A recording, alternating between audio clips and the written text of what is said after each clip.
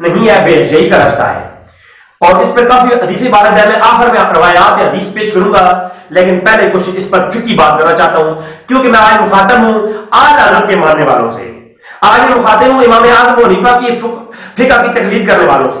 लिहाजा आज जो मुकल्लिद है इमाम आज़म अबू हनीफा के और आला हज़रत को अपना इमाम तस्लीम करते हैं, उनको अपने वक्त का मुजद्दिद और आलिम तस्लीम करते हैं, उनके फतवा रिज़वी को मुतबर किताब समझते हैं, तो यकीनन आज वो मौसीकी का मसला लेकर उठेंगे। आइए चलते हैं फतवा रिज़वी शरीफ, इसकी जिल्द नंबर 24 है और सफ़ा नंबर 91 और 91 है। इस पर सबसे पहली चीज इसके बारे में आला हज़रत का हुक्म दिया तालियां बजाने के मुताबिक। आप फरमाते हैं तालियां बजाना भी बवजूद मज़कूर पर नाजायज और ममनू है। यहां से बात स्टार्ट करते हैं, पूरे म्यूजिक पे बात करेंगे, लेकिन तालियां चूंकि कवाली में भी होती हैं और ये एक जो है फेल आमतौर पर एक मशहूर है, इस पर मुतालिक मैं याद कर दूं। तालियां बजाना ममनू है और शामी में फतवा है, आगे 12 ताला लिखते हैं शामी की, लिखते हैं कि हर वो खेल मकरू है। हुजूर अकरम सल्लल्लाहु अलैहि वसल्लम ने इस इरशाद की वजह से, हुजूर ने एक इरशाद फरमाया, उसकी वजह से हर खेल मकरू है। और अल्लाह के रसूल ने फरमाया मुसलमान का हर खेल मना है सिवाय 3 के। वो जो 3 खेल है वो आगे हदीस में उनकी आएगी तफसील। और आगे आप हज़रत सफाई कामे में लिखते हैं कि आप सामने स्केल आ जाएगा इंशाअल्लाह ताला कि अलामा कहस्तानी से है कि तालियां बजाना इसलिए कि ये सब मकरूह है, नाचना मजाक करना ये सब नफ्स से फेल और इसकी समात को शामिल है। ठीक है, इसका इतलाक जो है वो नफ्स से फेल और समात को शामिल है, लिहाजा ये ममनू है। और क्योंकि ये आदात कुफ्फार है, ये नाचना तालियां बजाना ये किसकी आदात है? ये आदात कुफ्फार है। और आगे कुरान करीम की आयत लाए, और ना थी उनकी नमाज काबे के पास मगर सीटी और ताली, यानी ये काफिरों का फेल था, वो सीटियां और तालियां बजाया करते थे। कुरान करीम की आयत इस पर ये लाए, काफी तवील आगे हदीस के उसमें कलाम करते हैं। यानी आला हज़रत के पहले फतवे के मुताबिक जो तालियां बजाना है, नाचना है और ये डांस करना और ये रक्स किस्म करना, ये क्या है? ये हराम है। ये मज़ारात पर रक्स करना ये क्या है? ये हराम है।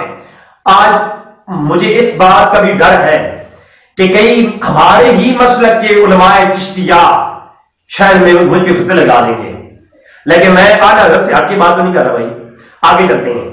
आला हज़रत से सवाल किया गया कि कवाली अगर मज़ामीर के साथ हो तो किसका क्या हुक्म है? तो ये आप पढ़े जिल्द नंबर 24 सफ़ा 112 आला हज़रत इमाम अहमद रज़ा खां फाज़िल बरेलवी वक्त का मुजद्दिद, और मैं सच्चे दिल से मुजद्दिद मानता हूं और उनकी बात पे अमल भी करता हूं। आपने सफ़ा 112 में लिखा ऐसी कवाली हराम है, हाजरीन सब गुनाहगार हैं और सबका गुनाह ऐसा करने वालों और कवालियों पर है। कवालियों का भी गुनाह उस कराने वालों पर है, उन पीराने उज़ाम पर है जो कि कवालियां कराते हैं। अच्छा, अगली बात, और बगैर इसके उर्स करने वाले के माथे कवालियों का भी गुनाह जाने से कवालियों पर से गुनाह की कुछ कमी ना आएगी। फतवे जरा देखिए हज़रत की, यानी कवाली वाला कराने वाला खुद भी गुनाहगार है और जो बाकी उस पे शामिल होते हैं ना, उनका गुनाह भी उसी पर जाएगा जो पीर साहब बैठे होंगे पैसे बटोरने के लिए कवाली करा करके। मैं किसी का नाम नहीं ले रहा, मैं फतवा रिज़वी पढ़ रहा हूं। आला हज़रत इमाम अहमद रज़ा खां फाज़िल बरेलवी का फतवा, वक्त के आशिक और मुजद्दिद का फतवा पढ़ रहा हूं आपके सामने स्क्रीन के साथ। अल्हम्दुलिल्लाह। इससे अगली बात मैं आज करना चाहता हूं, आप फतवा रिज़वी का सफ़ा 115 खोले, जिल्द नंबर 24। अब यहां पर वो अहले सुन्नत सुन्नी हज़रात की और अपने जो है मुरीदीन आला हज़रत इमाम अहमद रज़ा खां फाज़िल बरेलवी अपने मुरीदों के जो है उनकी शख्सी और इल्मी कुछ नुकात में पेश कर रहे हैं और इल्मी गलतियां दुरुस्त करवा रहे हैं। आला हज़रत फरमाते हैं जब कोई आप फतवा देंगे या कोई बात ली जाएगी तो उसका तरीक़ाकार ये है, या तो नस्से शार अलैहिस्सलाम से लिया जाएगा, यानी या तो हुज़ूर अकरम सल्लल्लाहु अलैहि वसल्लम के फरमान से ये निकाला जाएगा। फतवा जब लगाएंगे ना आप कोई, तो हुक्म जो होगा وہ پہلے حضور اکرم کی قول سے دیا جائے گا. اور یاد رکھیں آج حضرت جب نبی کریم صلی اللہ علیہ وسلم کا نام لیتے ہیں کہ ان سے نس لی جائے گی تو اس سے مراد قرآن بھی ہے اور قرآن حدیث بھی ہے. یعنی پہلے قرآن اور حدیث سے مسئلہ اخذ کیا جائے گا اور اگر قرآن اور حدیث سے نہ ملے تو پھر قیاس کرنے والے مجتہد کا امام کا قول دیا جائے گا. یعنی قرآن اور حدیث سے اگر تمہیں مسئلہ اخذ نہیں کر سکے تو تم فقہ امام مجتہد امام اعظم ابو حنیفہ رحمۃ اللہ تعالی طرف رجوع کرو اور امام اعظم کا فتویٰ لو اس کا. یعنی سب سے پہلے قرآن پھر حدیث اور پھر امام کا قول پھر امام اعظم ابو حنیفہ کا قول لیا جائے گا. اور یہ بھی سکیل میں آپ سمجھ لگا دوں گا. یہ اہل حدیث حضرات کے لیے بھی سوال ہے کہ وہ کہتے ہیں تم لوگ جو ہے وہ انتی تقلیدیں کرتے ہو. حالانکہ ہمارے یہاں تقلید کا جو موضوع ہے اس میں انشاءاللہ قریب لے کے آؤں گا. تقلید ہے کیا پہلے تو ہم سے یہ پوچھو. اور ہم قرآن اور حدیث لیتے ہیں احکام میں. اگر کوئی قیاس میں کسی کا حکم لیتے ہیں تو وہ کس طرح سے لیتے ہیں اور کسی تقلید کرتے ہیں تو وہ قیاس مجتہد کی تقلید کس اسنا میں کی جاتی ہے پہلے ہم سے پوچھ تو لیں ہمارا عقیدہ. اچھا آگے چلیں کہ امام اعظم ابو حنیفہ کا قول کیا ہے. امام اعظم ابو حنیفہ کا قول اور آج حضرت فرماتے ہیں کہ یاد رکھو حدیث پہ چلوں گا. حدیث صحیح مرفوعہ محکمہ کے مقابلے میں بعض ضعیف قصے یا محتمل واقعے یا متشابہہ پیش نہیں ہو سکتے.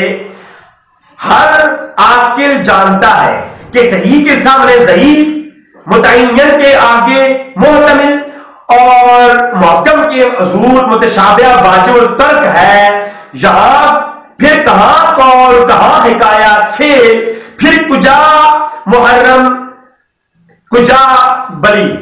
یعنی اعلی حضرت یہ کہتے ہیں پھر کیا حرام اور کیا حلال آپ تمیز کرو گے کہ جب حدیث صحیح موجود ہو اس کے مقابلے میں کہانیاں قصے اور من گھڑت قسم کے متشابہہ اور محتمل واقعے تو یہ ضعیف روایات کا کوئی جو ہے نا وہ واجب التروک ہے وہ ترک کر دی جائے گا. یہ واجب ہے ہم پر. سمجھا دیجیے بات. یعنی صحیح روایت کے مقابلے میں چھوڑ دیا جائے گا عام قصے کہانیاں چشتیوں کا قول ہو امام جو ہے نظام الدین اور یا قول ہو وہ چھوڑ دیا جائے گا ترک کر دیا جائے گا. اور یا اللہ کا جو شعار ہے وہ بہتر جانتے ہیں اللہ بہتر جانتا ہے. اور میں نظام الدین اور یا کا بھی آگے چل کے ان کے بھی کتابوں سے حوالے دوں گا کہ جو چشتیات کے جو روحانی پیشوا ہیں ان کے کیا احکام ہیں قوالی کے متعلق اور دف کے متعلق اور کیسی قوالی وہ جائز کرتے ہیں. میں انشاءاللہ تبارک تعالیٰ اس کے بھی دلائل دوں گا. امام اعظم ابو حنیفہ فرماتے ہیں ان کا قول پیش کرتے ہیں امام اعظم کا صفحہ 116 پہ فرماتے ہیں کہ مسئلہ اس پر دلالت کرتا ہے کہ کھیل کود کے تمام سامان حرام ہے حتیٰ کہ گانے کے ساتھ ضرب لگا کر کے گانا بھی مضامیر میں داخل ہے اور یہ حرام ہے. اور پھر آگے فرمایا اسی طرح امام اعظم ابو حنیفہ کا یہ ارشاد کہ میں اس میں مبتلا کیا گیا اس لیے کہ ابتلا حرام میں ہوا کرتی ہے. کہ امام اعظم ابو حنیفہ بھی قول کرتی ہیں کہ میرا بھی یہی موقف ہے. امام اعظم ابو حنیفہ بھی یہی قول انہوں نے دیا کہ مضامیر حرام ہے اور اس طرح سننے والا کون ہے فاسق ہے. اور اگلی بات کہ گانے کے ساتھ لکڑی کے ساتھ جو ڈھول بجایا جاتا ہے جو یہ آواز اور مضامیر پیدا کی جاتی ہے یہ بھی حرام ہے. اعلیٰ حضرت کا فتاویٰ رضویہ. اس کے علاوہ اگلی بات اعلیٰ حضرت کی سن کر کے جو لوگ حوث پرستی کا شکار ہیں وہ جل جائیں گے اور جو اہل حق اور اعلیٰ حضرت کے سچے ماننے والے ہیں وہ قبول کر لیں گے. اعلیٰ حضرت فرماتے ہیں غرض حدیث حدیث اور فقہ کا حکم تو یہ ہے ہاں یعنی حدیث اور فقہ کا حکم تو یہ ہے کہ مضامیر حرام ہے قوالی سننے والا فاسق ہے تعلیم دینا حرام ہے ڈھول بجانا حرام ہے. میں آگے چل کے دوں گا. لیکن حکم تو یہ ہے ہاں اگر کسی کو قصدن حوث پرستی منظور ہو تو اس کا علاج کسی کے پاس ہے. کاش آدمی گناہ کرے اور گناہ جانے اقرار لائے اصرار سے باز آئے. لیکن یہ تو اور بھی سخت ہے کہ حوث بھی پالے اور الزام بھی ڈالے اور اپنے لیے حرام کو حلال بنا لے، اسی طرح پر بس پھر اسی پر بس ہے نہیں، بلکہ معاذ اللہ اس کی تہمت محبوب خدا کا اکابر سلسلہ عالیہ چشتیہ کرسرا کے سر پہ دھرتے ہیں، یعنی وہ خود بھی غلط کر رہے ہیں اور خود غلط کرنے کے بعد پھر سارا الزام وہ اس کو حرام کو حلال سمجھ لیتے ہیں۔ یہ کون ظلم؟ حرام کو حرام سمجھ کے کریں تو الگ بات، لیکن ایک تو حلال سمجھ لیتے ہیں اور پھر سارا الزام جو ہے وہ حضور نظام الدین اولیاء کے سر پہ اور علماء چشتیہ کے سر پہ ڈال دیتے ہیں، حالانکہ سیدی و مرشدی مولائی نظام الحق سلطان الاولیاء رضی اللہ تعالیٰ عنہ فرماتے ہیں فوائد میں، یہ اعلیٰ حضرت لکھ رہے ہیں، فرماتے ہیں فوائد میں لکھتے ہیں، شریف میں فرماتے ہیں کہ مزامیر حرام است، گانے بجانے کے وہ تمام آلات جو منہ سے بجائے جائیں یا ہاتھ سے بجائے جائیں وہ کیا ہے؟ حرام ہے۔ یہ کس کا فتویٰ ہے؟ چشتیوں کے پیشوا کا فتویٰ ہے، آپ کے سامنے نظر آ رہی ہوگی۔ کثیر آگے انہوں نے دلائل دی، میں اختصار سے آگے کرتا ہوں۔ آگے 24 جلد صفحہ 119 پہ لکھا ڈھول بجانا بھی حرام ہے، لہذا ڈھول بجانا بھی۔ اب آگے تو آگے ہارمونیم کے بارے میں سوال کیا گیا حضرت سے، تو ہارمونیم کا جواب دیتے ہوئے حضرت فرماتے ہیں ہارمونیم ضرور حرام ہے جی۔ اب مجھے بتائیں کہ ہارمونیم کیا ہے؟ ضرور حرام ہے، بغداد شریف میں اس کا تو نشان ہی نہیں، یہ آج حضرت کہہ رہے ہیں، اور نہ اجمیر شریف میں دیکھا، ہاں نہ فاسقوں کا قول حجت ہو سکتا ہے، یعنی یہ کام فاسقوں کا ہے۔ اب فاسقوں کا قول حجت نہیں ہو سکتا، نہ کسی عالم نے اسے حلال کہا ہے، ہاں عالم نے کسی نے حلال نہیں کہا، جہل کہتے تھے، اور اگر کسی نے حلال کہا بھی ہو تو اگر کوئی کہہ بھی دیتا، آج حضرت فرماتی ہے، آپ ایمانداری دیکھیں آج حضرت کی، انصاف پسندی دیکھیں آج حضرت کی، فرماتی ہیں اگر کسی عالم نے اس کو حلال کہا بھی ہوتا تو وہ عالم، اگر کسی عالم نے اس کو حلال کہا بھی ہوتا تو وہ عالم نہیں بلکہ ظالم ہوتا۔ انصاف دیکھیں آپ حضرت کا، وہ کیا ہوتا؟ کون ہوتا؟ وہ ظالم ہوتا، عالم نہ ہوتا۔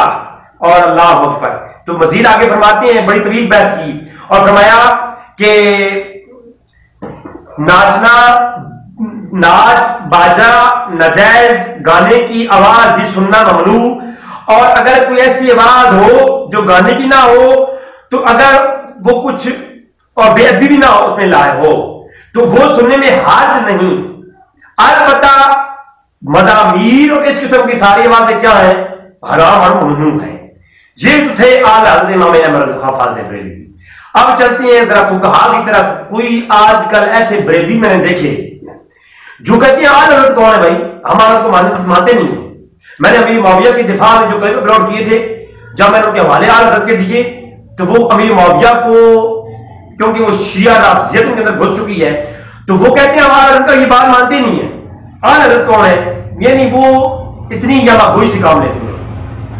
تو میں آپ سامنے یہاں پر ایک اور بے بات پیش کروں گا۔ اور چلتے ہیں ذرا فقہا کی طرف۔ اعلی حضرت سے پہلے جو فقہا جن کو دیوبندی مانتے ہیں اور اہل سنت کے امام اعظم ابو حنیفہ کے جو ہے وہ طریق کے بڑے فقہا گزری ہیں، ان کی طرف چلتے ہیں۔ امام نجیم رحمہ اللہ تعالی، آپ کی کتاب بحر رقائق فقہ حنفی پر لکھی جانے والی کتاب، جو کوئی حنفی ہو، بریلوی ہو یا دیوبندی ہو،